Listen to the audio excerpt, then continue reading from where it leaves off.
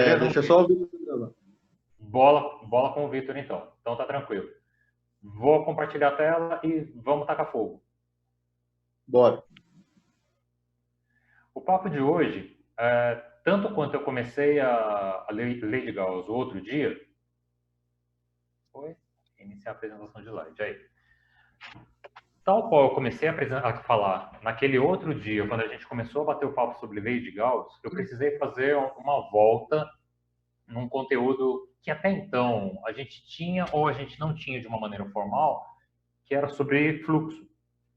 E a gente conversou um pouco sobre fenômeno dos transportes e mecânica dos fluidos, e a gente começou a avaliar um pouco sobre como é que era as linhas de velocidade de um fluxo líquido ou um fluxo gasoso, para a gente passar essa ideia para fluxo elétrico.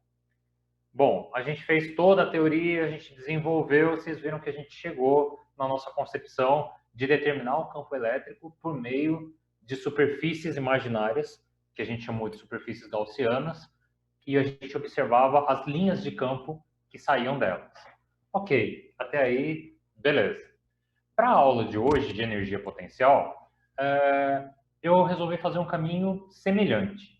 E aí, ao invés de entrar de sola na energia potencial eletrostática, eu resolvi fazer uma parte mecânica primeiro, até porque a gente estudou recentemente, foi no semestre passado, que a gente teve a aula de energia potencial, gravitacional e elástica, então vai ficar muito mais fácil, talvez, da gente compreender qual que é a ideia, e até bom, porque eu fiz algumas coisas assim desenhando, vai dar para a gente ter um bom comparativo do que representa um, do que representa esse outro.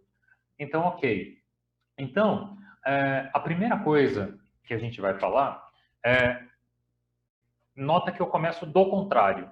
O potencial elétrico e a energia potencial elétrica, elas são grandezas onde a gente pode descrever campos elétricos de maneira escalar. Ótimo, beleza. Quando eu comecei com aquela história de carga, de força, de campo, tudo isso era vetor. Força era vetor, campo era vetor. Então ele precisava ter um valor, ele precisava ter uma direção e ele precisava ter um sentido. Na prática, no dia a dia, na nossa casa, na escola, no nosso trabalho, é pouco provável que apareça a unidade, né, a grandeza física, campo elétrico. Porque na minha casa mesmo eu não costumo medir nada em Newton por Coulomb. Eu não sei na casa de vocês, na empresa que vocês trabalham. Não é uma coisa muito usual. E normalmente quando aparece isso, ele ainda tem que aparecer no formato de vetor. Porém, na minha casa, tem tomada. Na casa de vocês tem tomada. Quanto que é a voltagem na casa de vocês? É 110, 220. O meu carregador de celular, ele é de 9 volts, ele é de 12 volts. Quantos volts tem uma pilha? Tem pilha de 1,5, tem pilha de 3. Quantos volts tem a bateria do meu carro, da minha moto? Normalmente, vocês podem reparar, então, que a gente está falando, está usando uma coisa em casa chamada volt. E volt não é campo elétrico. Volt é o tal do potencial elétrico que a gente vai estudar. E exatamente o potencial elétrico, ele tem a ver com esse conceito daqui de baixo, com energia potencial elétrica. Então, é por isso que a energia que chega na minha casa, a energia que é elétrica, eu tenho por unidade volt. E é por isso, então, que a gente trata de uma outra maneira. E o volt que eu uso aqui na minha tomada, o meu 110 volts, eu não preciso especificar para que direção que ele aponta, porque ele é escalar. Só o valor dele. Quanto que tem a voltagem da sua tomada? A minha tomada, ela tem 220 volts. Ponto. Beleza? Então, é mais ou menos nessa linha, então, que a gente vai começar a trabalhar daqui para frente. O que antes eu estava fazendo tudo para vetor, agora eu vou chegar em coisas que elas são números. Então, eu vou começar a discutir primeiramente o conceito de energia potencial elétrica, para depois a gente chegar nesse conceito de potencial, que é um conceito que não existe na parte na linha de mecânica. Ela só vai existir no campo da eletrostática. E no caso do eletromagnetismo, quando a gente for discutir lá na frente, o vetor potencial magnético. E aí, nota, é um vetor potencial magnético. Mas isso é uma conversa para o próximo semestre, se é que a gente vai continuar nessa batalha. Bem, quando a gente pensa em energia potencial, então, agora a gente vai começar a pensar lá no semestre passado, que provavelmente, assim, boa parte da turma teve aula com o Paulo Quintairos e talvez com a Amanda. Se eu estiver errado, alguém me corrige depois. Bom, como é que surgiu a história de falar de energia potencial? Nas minhas aulas, para quem estudou lá atrás, que fez o curso de mecânica comigo, por parte de trabalho e energia, eu sempre começava falando assim, eu precisava definir o que era trabalho e eu precisava definir o que era energia. E eu lembro que, de cabeça, eu fazia uma definição circular, onde, se você procurar no Wikipedia, no mais simples, se você botar no Google, ele fala que trabalho é a capacidade de converter energia. Ok. Se você botar lá energia, ele vai estar lá, energia é a capacidade de um corpo de produzir trabalho. Minha conclusão, nenhuma das duas responde nada, porque a minha definição de trabalho tem a palavra energia. Como eu não sabia o que era energia, eu peguei energia, coloquei na definição e ele apareceu a palavra trabalho. Os dois eles estão envolvidos. Bom, na maneira mais rústica que eu comecei a fazer, na ocasião, eu peguei a definição de trabalho que eu tinha e aí eu apliquei a minha definição de força, que era da segunda lei de Newton. Eu vou fazer aqui no meu caderno, só para a gente relembrar uma coisa, e eu acho que vai ser importante isso. Eu vou escrever e eu já mostro para vocês.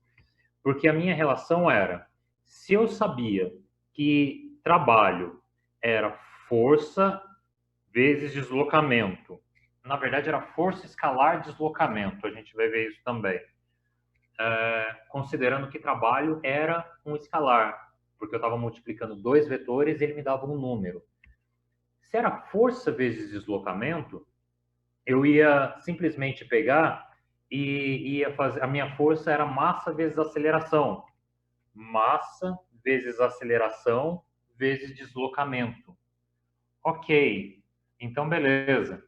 E aí, eu ia pegar isso daqui e ainda ia substituir em termos da aceleração quem que era a variação da velocidade no tempo, tá certo?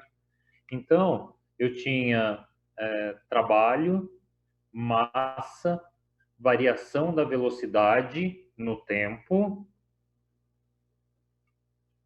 e aqui era a minha posição. Já mostro tudo isso que eu estou escrevendo. Então, na hora simplesmente que eu pegava para fazer alguns cálculos em relação a isso daqui, eu ainda ia pegar e podia substituir por Torricelli. Então, eu ia substituir da segunda lei de Newton.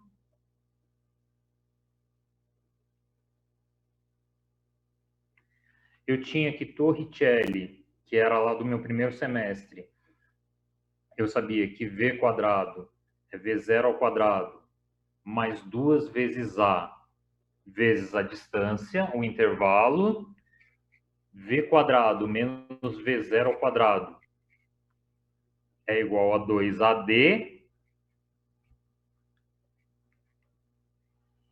E, consequentemente, então, V quadrado menos V0 ao quadrado dividido por 2 é igual a AD. Trabalho é igual a M V quadrado V0 ao quadrado sobre 2. Olhem, olha o que eu fiz. Eu comecei daqui, ó. Então, trabalho era força vezes deslocamento. Beleza. Se trabalho era força vezes deslocamento, eu peguei e substituí a força pela segunda lei de Newton, que era massa vezes aceleração. Substituir. Tá aqui, ó. MA vezes D. Beleza. Aí, eu peguei Torricelli. V ao quadrado, V0 ao quadrado, mais 2AD. Beleza. Isolei o AD, que é o que eu vou precisar aqui, ó. Aqui tem AD. Então, o 2 que estava multiplicando, eu joguei ele para lá dividindo. Então, o AD corresponde a V ao quadrado menos V0 ao quadrado dividido por 2. Beleza. Substituir ele aqui em cima, no trabalho. Trabalho é igual a mv ao quadrado menos mv0 ao quadrado, tudo isso dividido por 2. O que era isso daqui que a gente chamou? Variação de K. K era energia cinética.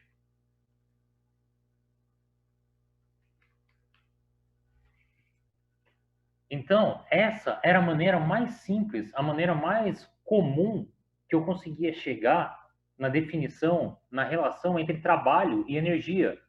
Nota que eu parti falando que trabalho era força vezes deslocamento, e por meio de conceitos de cinemática e do primeiro conceito de dinâmica, que era o da lei de Newton, a gente associou trabalho e energia. No caderno, todo mundo conseguiu ver? Por favor. Sim, show. Show. Então, beleza.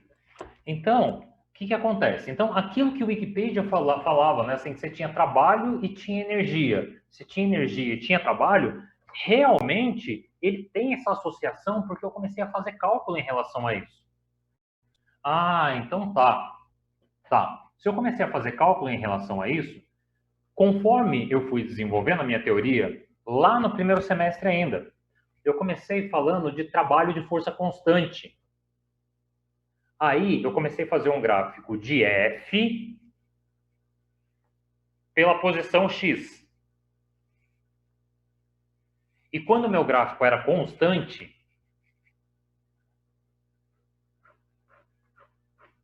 isso daqui é uma força constante, ó. Força constante. Era isso. Só vou pegar uma cor de caneta diferente aqui, ó.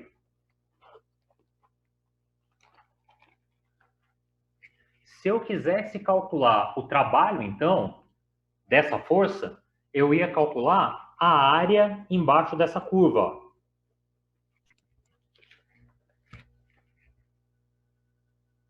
Porque aí o que acontece? Isso daqui, ele tem uma área A, certo? A figura, ele é um quadrado, ele é um retângulo, onde aqui é o x0 e aqui é o x. Tá certo?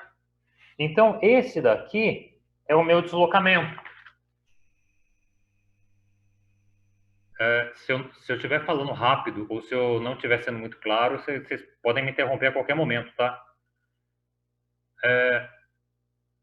Como é que eu calculo a área de um quadrado? Como é que eu calculo a área de um retângulo?